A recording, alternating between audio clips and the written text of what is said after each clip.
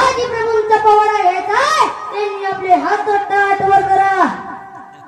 तुम्हाला जे नव्या कधी त्यांनी खाली करा.